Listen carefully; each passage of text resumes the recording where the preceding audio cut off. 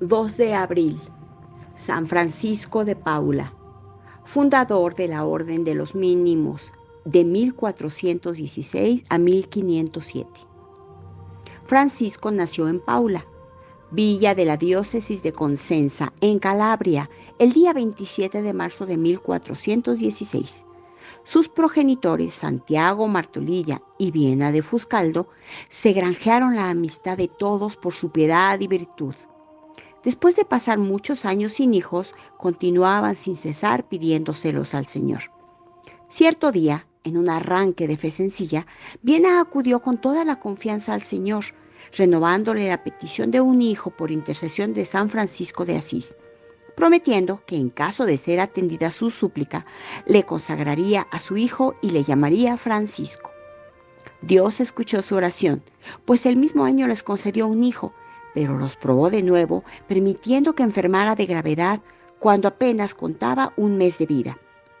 Nuevamente acudieron los padres al Señor con plena confianza, y para merecer curación tan anhelada, añadieron a sus promesas un voto más digno de admiración que de imitación: el de vestir a su niño por espacio de un año el hábito de los frailes menores y de hacerle vivir en un convento de su orden.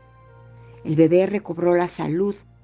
Poco tiempo después les nació un segundo vástago, quedando así cumplidos los deseos de los piadosos padres, cuya única preocupación fue en adelante educar cristianamente a sus dos hijitos, Francisco y Brígida. Desde los albores de su infancia dio Francisco claras muestras de la vocación que el Señor le reservaba. Permanecía largas horas en la iglesia y se mortificaba con ayunos, abstinencias y otras penitencias.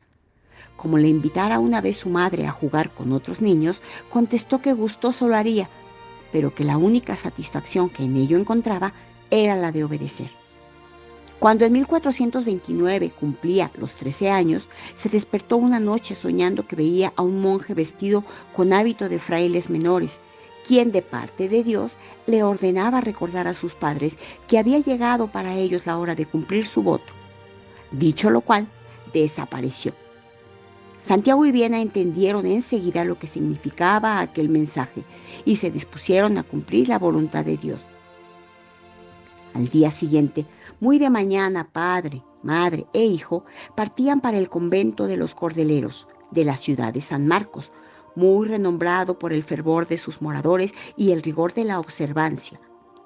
Recibido Francisco, regresaron sus padres a Paula, sintiendo en el alma el sacrificio de la separación, pero admirando y bendiciendo la bondad que el Señor había tenido con ellos. El joven oblato llegó a ser en breve objeto de admiración y de edificación para aquellos buenos religiosos. La regla, a pesar de su austeridad, le parecía muy mitigada. A la más estrecha abstinencia juntaba un ayuno perpetuo. Su hábito era una túnica de tosco sayal, áspero como un cilicio. Andaba siempre descalzo. Semejante espíritu de mortificación le granjeaba la estimación de todos, pero su gran sencillez y amabilidad, su vida de intimidad afectuosa con Dios, conmovían los corazones y ganaban las voluntades. Desde entonces vinieron ya los milagros a acreditar la complacencia con que le miraba el Señor. Bien hubieran deseado los religiosos de San Marcos tener siempre consigo al elegido de Dios, pero no eran tales ni el voto de Francisco ni los designios de la providencia. Por lo cual, terminando el año, como volvieran a San Marcos los padres de Francisco, le hallaron dispuesto a ir con ellos de romería a Roma, Asís, Loreto y Monte Cassino, antes de regresar a Paula. La romería a Monte Cassino había de ser decisiva en la orientación de su vida. Hondamente conmovido por el recuerdo de San Benito, que a los 14 años se retiró a las soledades de Subiaco, resolvió Francisco seguir la misma senda. Y sin tardar, aún antes de volver al hogar paterno, en el mismo camino, echándose el joven adolescente a los pies de sus padres, le suplicó que le dejaran vivir solo en algún rincón de sus heredades a poca distancia de la ciudad. Admirando una vez más los designios del Señor sobre su hijo, Santiago y Viena le otorgaron lo que solicitaba, reservándose no obstante el cuidado de proveer diariamente a su sustento. Mas no había de permanecer Francisco largo tiempo cerca de los suyos, que con excesiva frecuencia iban a verle. Sintiendo la necesidad de mayor soledad, buscó un lugar más escondido para el retiro y, conducido por el Espíritu Santo, llegó cierto día a un paraje escarpado y casi inaccesible, en cuyos riscos descubrió una caverna en la que fijó su morada. 6 años debía permanecer en aquel lugar, ignorado de todos y entregado a la oración, penitencia, ayuno y luchas con el demonio, reproduciendo la vida de los Antoninos, Hilariones y Benitos, saliendo como ellos vencedor de los combates del desierto y dispuesto a arrastrar en seguimiento suyo a multitud de almas que en breve le enviaría el Señor. Su encierro fue descubierto al fin por unos cazadores que perseguían a un corzo. La noticia se difundió rápidamente y comenzaron a menudear las visitas. La cesación de milagros de la peste, conseguida por su mediación, divulgó más y más su nombre, con lo que ciertas personas solicitaron y recabaron el favor de ir a vivir en aquella soledad y compartir con él su vida. Como se acrecentase considerablemente el número de sus discípulos, vinieron a hallarse faltos de sitio y desearon buscar lugar más a propósito para establecerse de modo definitivo. Francisco obtuvo del arzobispo de Cosenza autorización para edificar un monasterio en la cima de un monte próximo a la villa de Paula. A su construcción contribuyeron no pocos habitantes de la comarca, con sus limosnas o prestación personal. No faltaron tampoco los milagros que en diversas ocasiones realizó Dios por medio de Francisco. Tan unánime y generoso fervor no fue el único prodigio que señaló los comienzos de una orden nueva y la construcción de su primer monasterio. En repetidas ocasiones, el fundador de 20 años dio pruebas del don de milagros con que el Señor le había enriquecido. Y así, un día brotó una fuente en respuesta de sus plegarias para facilitar el trabajo de construcción. Otro día, en que se carecía de víveres, un caballo sin guía llegó al convento cargado de pan fresco. En otra ocasión, entró Francisco en un horno de cal que amenazaba ruina y que a la sazón estaba plenamente encendido. Arregló lo preciso y salió indemne. Con frecuencia, por un solo mandato o ruego, trasladaron los obreros materiales de peso superior a sus fuerzas, y hasta en 2 ocasiones distintas le fue dado resucitar a un joven que en otras tantas veces fue víctima de un accidente. Devolvió la vida a su sobrino Nicolás de Aleso, el cual, agradecido por tal favor, y siguió con alegría de su alma la vocación del tío, con el consentimiento de su madre, que antes del milagro se había opuesto formalmente a la entrada de su hijo en la religión. La fama del ermitaño se extendía cada vez más, con lo cual se acrecentaba el número de sus discípulos y facilitaba la fundación de nuevos monasterios. De Paterno llegaron las primeras y más apremiantes instancias que Francisco pudo atender. En 1444, el joven fundador, a la sazón de 25 años, partió de Paula con algunos religiosos para establecerse en Paterno. Este convento se levantó en las mismas condiciones prodigiosas que el primero, por lo cual fue denominado el Convento de los Milagros. Entonces se vio Francisco por vez primera envuelto en una atmósfera de contradicciones y pruebas suscitadas por la envidia de los médicos a causa de la exagerada austeridad de vida que exigía a sus discípulos. Pero el Señor, que visiblemente le asistía, hizo que triunfara la justicia. Aunque Francisco no había frecuentado las aulas, poseía la elocuencia del apóstol y el don de mover los corazones. A la eficacia de su palabra se debe el gran número de conversiones que motivaron la fundación de los conventos de Spesano y de Corliano. De este modo, Alcanzamos el año de 1464, en que el fundador salió de Calabria, dejando los 4 conventos en plena prosperidad, y pasó a Sicilia, donde era ansiosamente esperado. Frisaba entonces en los 48 años. El viaje de Francisco a Sicilia fue señalado por 2 milagros extraordinarios. El primero fue que alimentó por espacio de 3 días a 9 viajeros con un panecillo que se halló en sus mochilas. El segundo, de más resonancia todavía, aconteció así. Como a causa de su pobreza se le negara pasaje en el navío, se puso en oración, y acabada esta, llegó hasta las aguas, extendió sobre ellas su capa, hizo la señal de la cruz y subió a esta embarcación de nueva guisa, diciendo a sus 2 acompañantes: «Seguidme, no temáis». Y los 3 pasajeros llegaron de esta forma a la isla cerca de Mesina. La milagrosa travesía del estrecho de Mesina por el santo varón de Dios se glosa en el himno de laudes que los religiosos de la orden de los mínimos cantan en la fiesta de su glorioso fundador.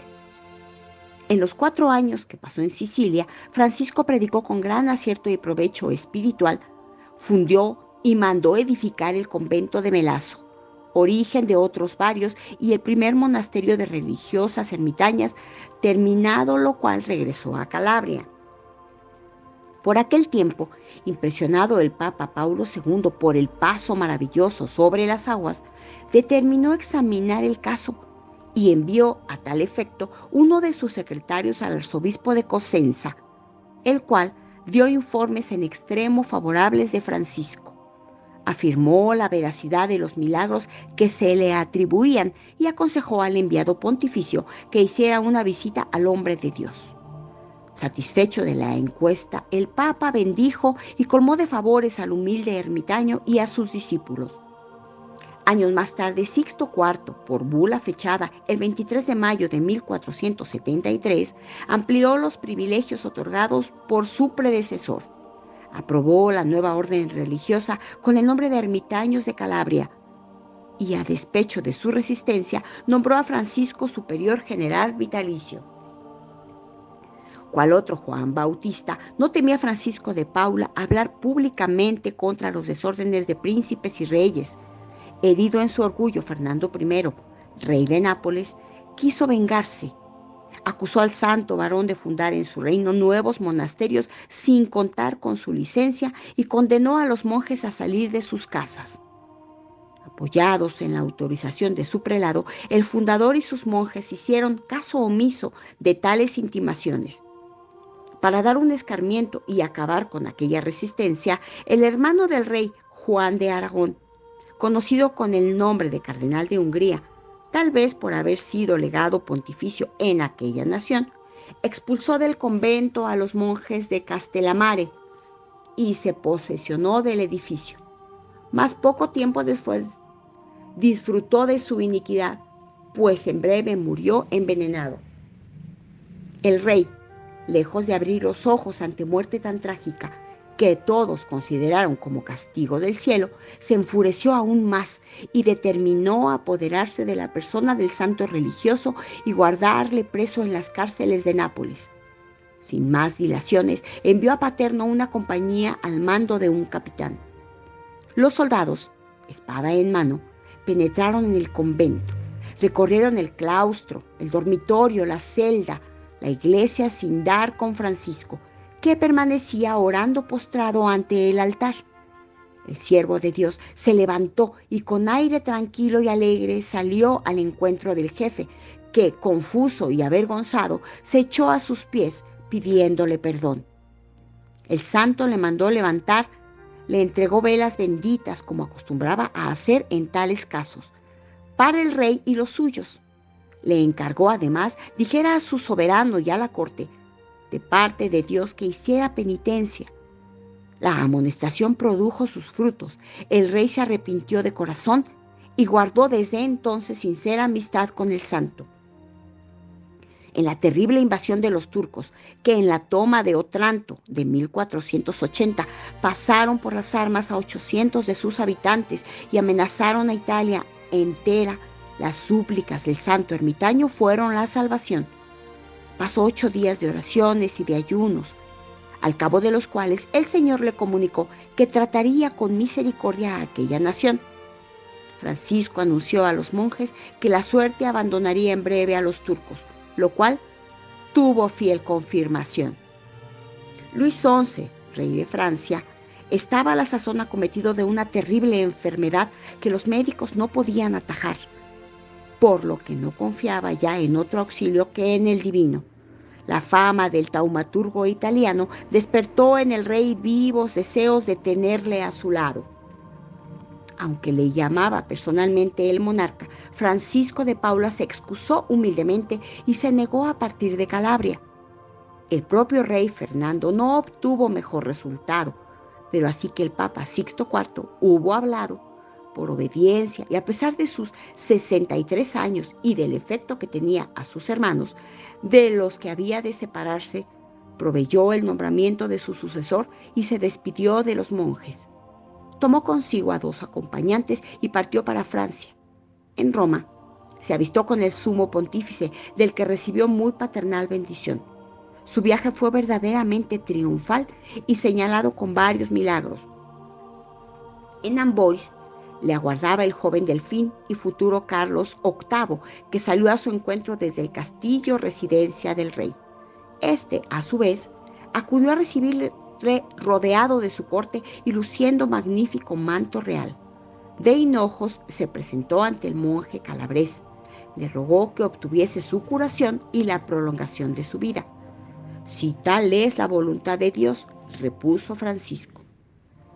Días después, ante nuevas instancias del soberano, le respondió: Majestad, arreglad las cuentas del Estado y de vuestra conciencia, porque para vos no hay milagro. Ha llegado vuestra hora. Aparejaos para presentaros ante Dios. El rey se estremeció al oír tales palabras, pero la gracia penetró su alma, se sometió humildemente al decreto de la providencia y suplicó a Francisco le asistiera en sus postreros momentos. Misión de caridad que el santo monje aceptó con celo verdaderamente sobrenatural. Luis XI murió, en efecto, santamente el 4 de agosto de 1483.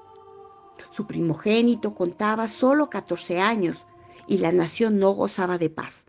Pero ahí estaba Francisco para ayudar con sus oraciones, consejos e influencia al joven rey, que le estuvo siempre muy agradecido. Y así, en lugar del modesto eremitorio, mandó edificar el príncipe un monasterio llamado de Jesús María, cuya construcción, al igual que los de Calabria, fue acompañada de muchos prodigios. Terminado en 1491, llegó a ser plantel fecundo de santos monjes que, en menos de 20 años, dio origen a 28 nuevos monasterios en Francia, España, Alemania e Italia. Entre los que fundó en Francia fue uno de la ciudad de Tours, para cuya fundación le dio Luis XI su palacio real y mandó edificar una iglesia y amplia casa en que viviesen el santo y sus religiosos. Carlos VIII tenía en gran aprecio al santo, le consultaba con frecuencia en los asuntos del Estado y tuvo por gran dicha que quisiese sacar de pila a su hijo el Delfín. El monasterio de Roma, dedicado a la Santísima Trinidad, situado en el monte Pincio y reservado a los monjes franceses de la orden, fue un exvoto de Carlos VIII en agradecimiento por las victorias de las campañas de Italia. Hoy día lo habitan las religiosas del Sagrado Corazón. En distintas ocasiones puntualizó Francisco con insistente y maduro examen la regla que había de dejar a sus discípulos. El Papa Alejandro VI, en 1503, a quien fue presentado el primer esbozo, aprobó la abstinencia perpetua y el nombre de mínimos en sustitución del de ermitaños de San Francisco de Asís, que tenían hasta entonces. El mismo Papa aprobó en 1501 una nueva redacción que incluía un cuarto voto, a saber, guardar cuaresma perpetua. La postrera redacción fue aprobada en 1506 por Julio II. Francisco manifestó deseos de volver a Italia a pasar los últimos años de su vida entre los monjes de primera hora en su pueblo natal. Al efecto solicitó licencia del rey Luis XII, quien, conociéndole muy poco, se la otorgó. Mas apenas corrió la noticia cuando el cardenal de Amboise se presentó al rey y puso en consideración la pérdida enorme que ello representaba para Francia. Luis XII dio contraorden al instante y un correo mandó volver a Francisco y a sus dos compañeros. El monarca hizo protestas de aprecio al santo anciano y le prometió ser para su orden el más valioso protector.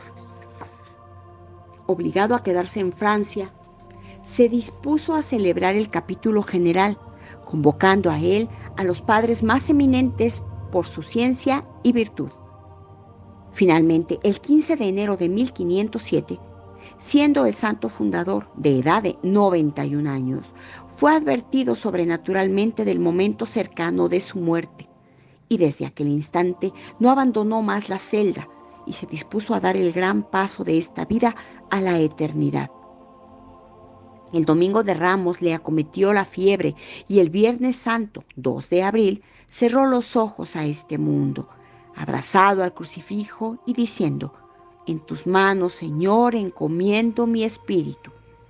Después de bendecir a sus hermanos y recomendarles encarecidamente la práctica de la humildad y de la caridad, cuyo vocablo latino caritas, rodeado de llamas, le servía de blasón. El cuerpo de Francisco quedó expuesto en la capilla del convento de Plaise-les-Tours, y fue tal la concurrencia de gente que se hubieron de atrasar varios días las honras fúnebres. No tardaron los milagros en hacer ilustre su sepulcro, y entre las curaciones logradas por su intercesión merece citarse la de la princesa Claudia, hija única de Luis XII y más tarde esposa de Francisco I. En prenda de gratitud y porque se había obligado con voto, su madre, Ana de Bretaña, emprendió sin demora la causa de canonización del santo. Su instancia fue favorablemente acogida por Julio II. Se constituyó el tribunal y dieron principio las encuestas y declaraciones. 6 años más tarde, por letras pontificias fechadas a 7 de julio de 1513, León X declaró beato a Francisco y el 1 de mayo de 1519 el mismo Papa le canonizó con extraordinaria solemnidad. En el mes de abril o mayo de 1562, esto es 55 años después de su muerte, conforme el mismo santo lo había predicho, fueron profanados sus restos y quemados por soldados protestantes, no pudiéndose retirar de las cenizas más que unos pocos huesos medio calcinados.